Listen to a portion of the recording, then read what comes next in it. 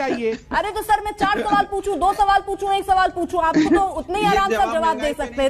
ये भी तो पहले नहीं था कि किसान इतने समय से बैठे हों, ये भी तो पहले नहीं हुआ है ना। किसानों के मुद्दे पर हरियाणा का उपचुनाव लड़ा गया था, याद रखिए। और इस बार का भारतीय जनता पार्टी की जीत हुई, वो याद है क्या? यह भी एक किसान का मैं बार बार महंगाई पर भी सवाल पूछ रही हूँ, आप उस पर बच रहे हैं। मैं हूं यासर मलिक, आप देख रहे हैं YS3 न्यूज। अगर आप भी गोदी मीडिया का विरोध करते हैं तो हमारे चैनल को सब्सक्राइब कीजिए और इस वीडियो को लाइक कीजिए। इस वीडियो के बारे में अपनी राय कमेंट बॉक्स में जरूर देकर जाइए। इस देश में जिस प्रकार की परिस्थिति 2014 से पहले, पात्रा जी मैं आपको रोक रही हूँ क्योंकि यहाँ काउंटर सवाल है मेरा। सर मेरा काउंटर सवाल ये है कि मुझे बार बार रोक लेंगी तो मैं एक सेंटेंस से पूरा कैसे करूंगा? एक मेरा काउंटर सवाल ले लीजिए, जवाब देखिए आपने को देना है। आपने ये कहा अमृत और विष की हम बात कर रहे हैं, आप अभी भी अमृत की बात कर रहे हैं, आप विष की बात ही नहीं कर रहे हैं। मेरा सवाल ये है, आप ही ने पूछा नीलकंठ कौन बनेगा?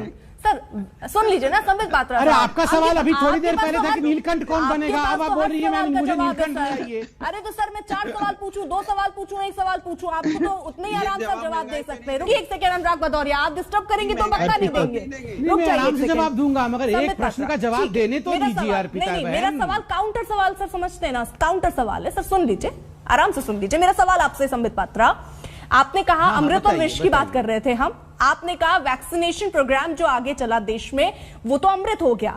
जो हमने तस्वीरें देखी, बेड की कमी देखी, कोरोना से इतनी डेथ देखी, इतनी मौतें देखी, परिवार के सदस्य लोगों ने अपने खोए, उस विष पर कब बात करेंगे? क्या उसको लेकर आप नहीं उतरेंगे चुनाव में, या उसको लेकर 2 शब्द नहीं बोलेंगे, उसको लेकर कुछ नहीं बोलेंगे? उस विष पर भी तो चर्चा कीजिए ना सर, अगर आप केवल अमृत पर चर्चा कर रहे हैं तो। मुझे 2 मिनट दीजिए, मैं 2 शब्द बोलता हूं।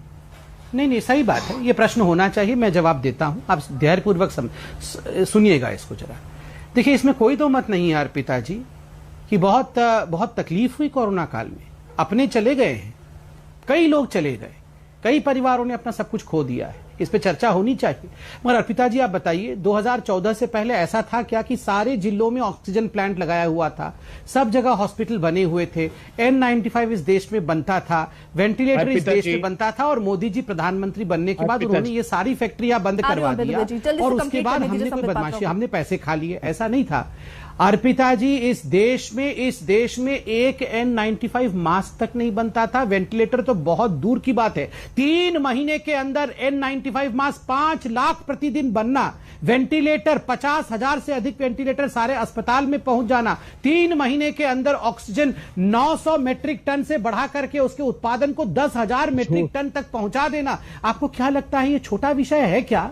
आप सोच के क्या झूठ है? आप लोग कह रहे थे ये वैक्सीन लगाना नहीं चाहिए। 6,000 रुपए प्रति वर्ष भेजा जाता है और अब तक किसानों का जिक्र कर रहे हैं, तो ये भी तो पहले नहीं था कि किसान इतने समय से बैठे हों, ये भी तो पहले नहीं हुआ है ना, ये भी तो अभी हो रहा है कि किसान लगातार अपनी बात को लेकर डटे हुए हैं।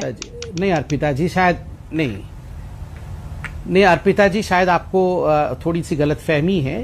किस प्रकार से किसानों को लेकर गोलीबाजी होती थी, मध्य प्रदेश में हुआ था, किन स्थानों में हुआ था, कितने लोग मध्य प्रदेश मंदसौर में, यहाँ आपको पता सरकार थी। दूसरा विषय नहीं मंदसौर का नहीं बता रहा हूँ, मंदसौर में हमने आपकी सरकार पूरी तरह से आज उसमें किस प्रकार का परिवर्तन है। आज मेरा सवाल बहुत सीधा सा था और मैं उसका बहुत छोटा सा जवाब जानना चाह रही हूँ। क्या राष्ट्रीय कार्यकारिणी की बैठक जो हुई है, यही सवाल हो रहे हैं कि क्या महंगाई किसानों के मुद्दे पर बात हुई? अनिश खान साहब अब आप बोलते रहेंगे तो ऐसे चर्चा नहीं बढ़ेगी। सर एक सेकंड, सर आप ही का सवाल पूछ अर्पिता जी, अगर 4 लोग मेरे से सवाल पूछेंगे, अर्पिता जी अगर 4 लोग मुझसे सवाल पूछेंगे और मुझे 10 सेकंड मिलेगा तो मैं कैसे जवाब दूंगा? और पहले तो यहाँ पर दंगे तो बंद हो जाएं। नहीं संबित पात्रा, ये सारे दंगे करने में लगे हुए हैं, सब चिल्लाते रहते हैं, मुझे त्रिवेदी के पास भी जाना है, हम तो किसी के बीच में नहीं बोलते हैं। एक सेकंड अनिश खान साहब, सर मुझे आपकी आवाज कम करनी पड़ेगी। सर एक सेकंड, संबित पात्रा मेरा सीधा सवाल आपसे ये है, आज जो ये बैठक हुई, महंगाई और किसान जैसे मुद्दे रहे, आगे आपकी रणनीति ऐसी रहने वाली है, इन मुद्दों के साथ उतरेंगे आप चुनाव में? मैं बता रहा हूँ अर्पिता जी, मैं बता रहा हूँ, सुनिए,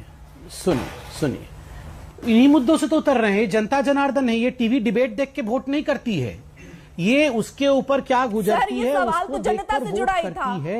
ये सवाल महंगाई और किसान तो जनता ही है सर, तभी तो मैं जनता को बता रहा हूँ जी, तो तभी तो बता रहा हूँ। जब अरे सुनिए ना अर्पिता जी, जरा सुनने की क्षमता रखिए। जब 10 रुपए मोदी जी ने छोड़ा पेट्रोल पे, 12 रुपए योगी जी ने छोड़ा, तो स्वाभाविक रूप से इसका बेनिफिट किसको मिलेगा? इसका फायदा जनता को ही होगा। और जनता को जब सहूलियत पहले मिलता आपने है तो 25 जनता रुपए बढ़ाए इस और पर 5 और 10 राय रुपए व्यक्त कम कर करती दिए है। बस। तो जनता तय करेगी, अगर उसको लगता है इस ठीक, यानी प्रकार का इसी है के तो वो साथ- इस यही विषय तो पर पूछ रही चिंतन हूँ ना सर, करेगी। इसी जनता के साथ जानती है उतरेंगे ना कि चुनाव में। पेट्रोल का रेट बढ़ाना। राग भदौरे के पास भी जाना है। मेरा सीधा सवाल आपसे ये है, पहले आप इस पर जवाब दे दें, मैं आपसे चाहूंगी कि इस पर आप जवाब दें। पेट्रोल डीजल के दाम क्या ये 5 और 10 रुपए जो कम हुए हैं, क्या यही एक बड़ा मुद्दा है? सिर्फ इतने से ही संतोष कर ले आम जनता और इसी को सोचकर अब वोट करने जाए? ठीक है, पहले किसानों का मुद्दा पूछा था। ऐलानाबाद हरियाणा में देखिए वो किसान प्रधान क्षेत्र है, किसानों के मुद्दे पर ही चुनाव हुआ। जितनी वोट हमें पिछली बार मिली थी उससे अधिक वोट भारतीय जनता पार्टी को इस बार मिली और हमने जीत दर्ज किया है। किसानों के मुद्दे पर हरियाणा का उपचुनाव लड़ा गया था, याद रखिए। और इस बार उसमें का भारतीय उपचुनाव जनता सर पार्टी जो अभी की हुए हैं, जीत हुई वो याद है क्या? यह भी पूरे हिंदुस्तान ने देखा है। हरियाणा में अभी भी तो उपचुनाव हुआ। अरे ऐलानाबाद इस बार के जो उपचुनाव हुए हैं, करके वो आइए। राजस्थान में जमानत जब्त हुई क्या? ये पीसीआर का ऐलान, इनको बताइए अबे कि दुबे ये जी, हरियाणा ठीक में है, अभी एक हुए सेकंड, हैं एक सेकंड, उपचुनाव, एक-एक जिसका करके, रिजल्ट अभी 1 तारीख को निकले हैं। सारी एक सीटें हार करके गया। दुबे जी, एक सेकंड जल्दी से कंप्लीट कीजिए। संबित पात्रा, क्या इस बार के जो उपचुनाव हैं, क्या वो इस बार आप उसका उदाहरण नहीं देंगे? नहीं, ये जो इस मैंने जो उदाहरण दिया हरियाणा का, आप वरिष्ठ पत्रकार जी बैठे हुए हैं, आप अपने पीसीआर से पूछिए। ये अभी का चुनाव है, मैं कोई पिछले बार का चुनाव का नहीं बता रहा हूं। ये हरियाणा का एक किसान का मैं बार बार महंगाई पर भी सवाल पूछ रही हूँ, आप उस पर बच रहे हैं। मैं आपसे कह रही हूँ जो पेट्रोल डीजल को लेकर, क्योंकि विपक्ष भी ये कह रहा है कि जहां जहां हारे तो जनता ने जवाब दिया, आप उस पर जवाब दीजिए ना। पेट्रोल डीजल पे भी जवाब दे रहा हूं, वो सुन लीजिए, दे रहा हूं ना।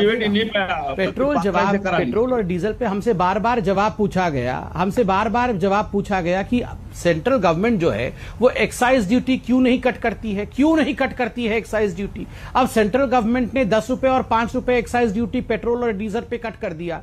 हम सवाल पूछ रहे हैं, ये जो कांग्रेस